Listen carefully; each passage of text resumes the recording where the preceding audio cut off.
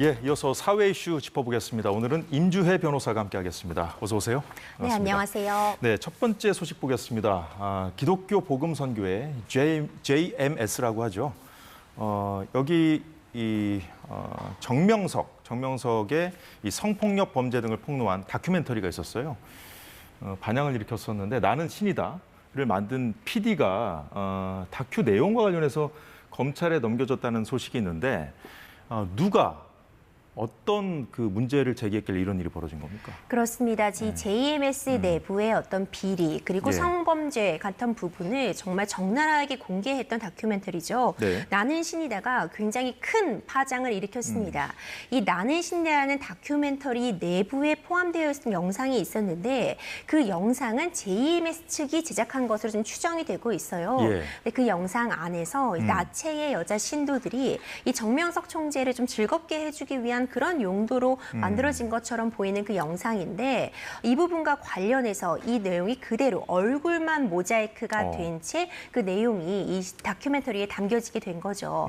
물론 공익적인 목적이 강했습니다. 이 정명석 총재의 어떤 성 관련 범죄 그리고 JMS 내부의 이 문제를 공개하기 위해 제작된 부분인데 네. 이와 관련해서 해당 영상에 등장하는 여자 신도 2명의 진술을 포함해서 JMS 측에서 성폭력처벌법상 특례법 그중에서도 카메라 등 이용 촬영죄에 예. 그 대상자, 영상에 등장하는 대상자의 의사에 반해서 이런 부분을 배포하거나 공개하는 행위를 처벌하는 규정을 담고 있는데 예. 이 나는 신이다의 다큐멘터리 PD에 대해서 이런 이 영상에 등장하는 사람들의 의사에 반해서 이런 부분을 공개한 것이다. 그렇기 때문에 성폭력처벌법상 처벌 대상이 된다고 이 부분을 고소를 진행했고 이번에 불기소, 그러니까 기소가 됐는데 불구속 상태에서 송치 의견을 받게 된 거죠. 그렇기 때문에 이와 관련해서 이 공익적 성격이 전혀 고려되지 못한 것이 아니냐 이런 이야기가 나오고 있습니다.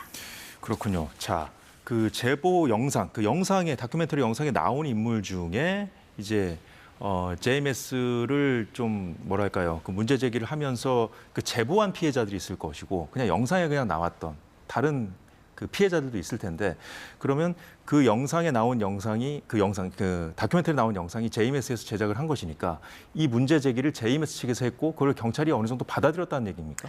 그렇죠. 이제 그 부분이 좀 논란의 여지가 될 수 있을 것 같은데 많은 분들이 이미 알고 계시는 것처럼 이 정명석 총재 이미 성폭력 관련 범죄 혐의로 1심에서 징역형을 선고받고 복역 중입니다. 항소심의 진행 과정인데 이 과정에서 이 다큐멘터리의 제작의 공익적인 특성은 이미 많은 부분 인정이 되었어요. 네. 이를 통해서 실제로 이제 유명 그 제작자를 통해서 상을 받기도 한 그런 프로그램이거든요. 그쵸. 예. 공익적 성격이 있음에도 불구하고 그리고 법원에서도 앞서 JMS 측에서 해당 다큐멘터리의 상영금지 가처분을 신청했었는데 예. 공익적인 성격이 크기 때문에 가처분을 받아들일 수 없다고 밝혔었거든요. 그래서 방송도 됐고 우리가 볼 수 있었던 거잖아요. 그렇죠. 근데 그런 부분들이 좀 가만히 되지 않고 단순히 정말 문헌적인 성격에만 비춰서 뭐 동의를 받지 않고 그 타인의 의사에 반해서 그 영상에 등장하는 사람의 의사에 반해서 이것이 배포된 것이라고 볼 수 있는가.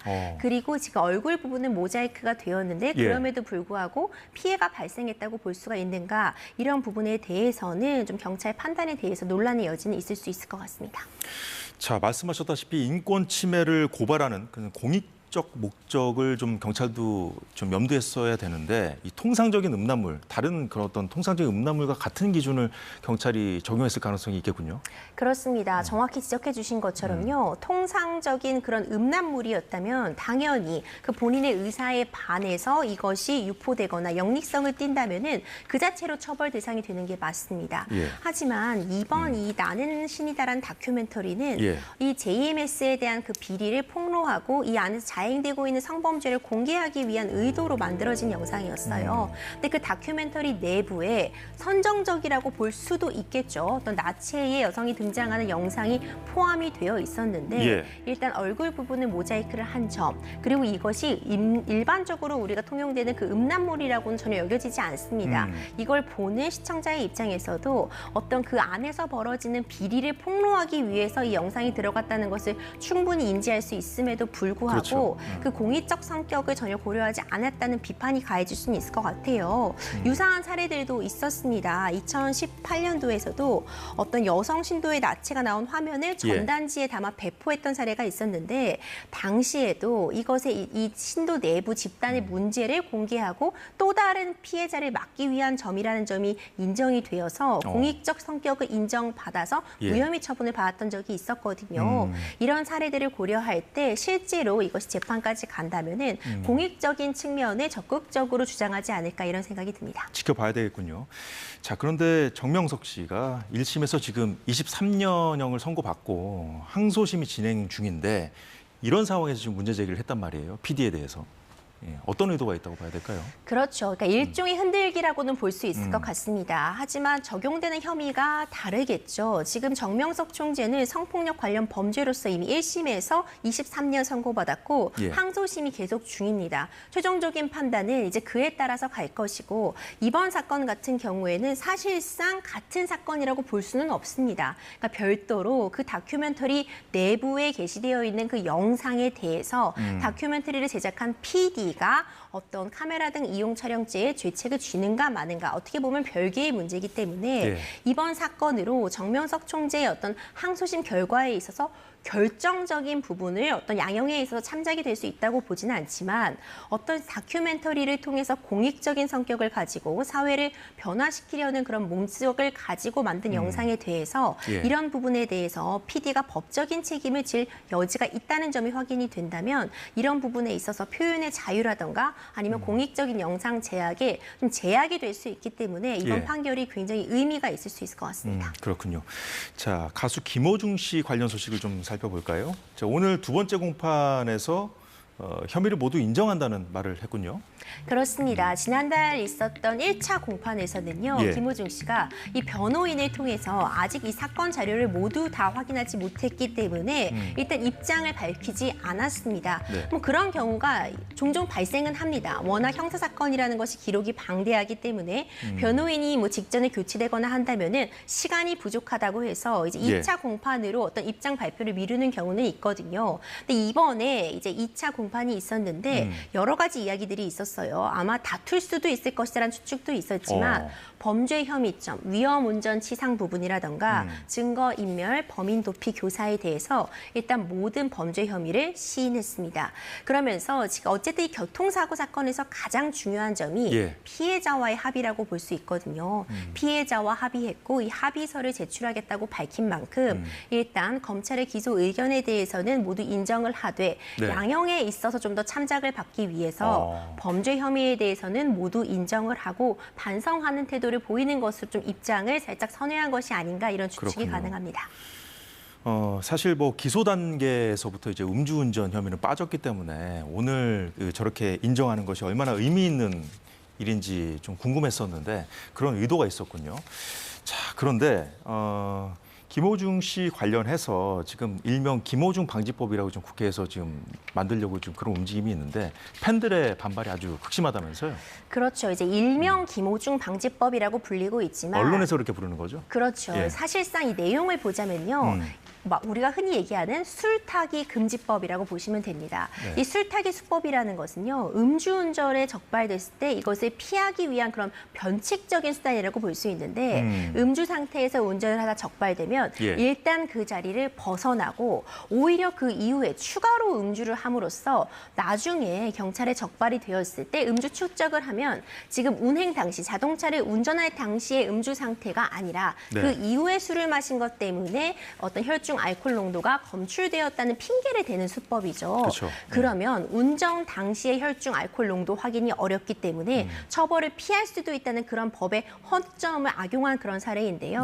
김호중 씨의 경우에도 음주운전 후에 도주하였고 이후에 또 추가로 편의점에서 술을 구입한 정황이 확인이 되었습니다. 술타기 의혹이죠, 그게. 그렇죠. 그리고 최종적으로 결국 이 혈중 알코올 농도가 유의미하게 측정이 되지 못했고 위드마크 공식도 산출이 제대로 됐다고 보지 않아서 검찰 기준 시도 단계에서 이 음주운전 부분은 빠졌거든요. 그래서 이런 그쵸. 부분에 대한 문제 제기는 김호중 씨 사건 이전에도 있었지만 사회적인 관심이 특히 김호중 씨 사건을 통해 촉발되게 되면서 굉장히 여러 법안이 이렇게 음주 이후에 사고를 내고 다시 음주하는 행위에 대해서 더 엄하게 처벌하는 그런 법안들이 올라왔고 네. 이에 대해서 일부 팬들이 이런 일을 하고 있는 거지만 해당 그런 법안을 발의한 의원 사무실에 직접 전화를 건다거나 예. 문자를 남기고 이제 홈페이지 등에 이에 대해서 한 사람의 인격을 이렇게 말살해도 되느냐 이런 식의 좀 댓글을 남기고 있어서 이 부분도 좀 논란이 되고 있습니다.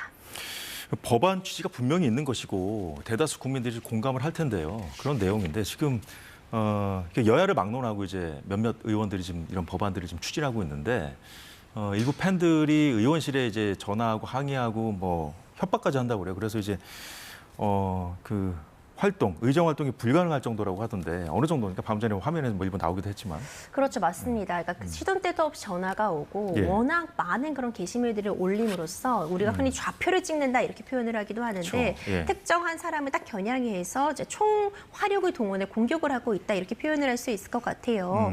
이것이 정말 경우에 따라서는 어떤 협박이라던가 스토킹과 같은 다른 범죄 행위로까지 처벌이 될 수도 있어서 그래요? 사실 전 예. 주의가 필요하다고 보고요. 앞서 말씀드린 것처럼 이것이 한 개인을 처벌하기 위한 법은 아니었습니다. 그렇죠. 실제로 이런 법안들이 만들어진다고 해도 이번에 김호중 씨 사안에 적용이 될 수 있는 것은 아니에요. 앞으로를 우리가 준비하는 법안인데 이 술타기 의혹 같은 부분은 예전부터 문제점으로 지적되어 오고 있었고 법안은 꼭 필요하다는 의견성에는 좀 공감을 이미 얻고 있는 상황이었거든요. 예. 그렇기 때문에 어떤 지나친 팬심으로 인해서 이렇게 의정 활동 그리고 이 법안을 만드는 행동에 반대하는 게 너무 극심하다면은 이 자체로 좀 큰 문제가 될 수 있어서 주의가 필요합니다. 예, 알겠습니다. 여기까지 듣겠습니다. 예, 지금까지 임주혜 변호사였습니다. 고맙습니다.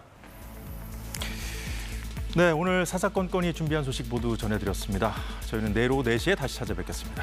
시청해주신 여러분 고맙습니다.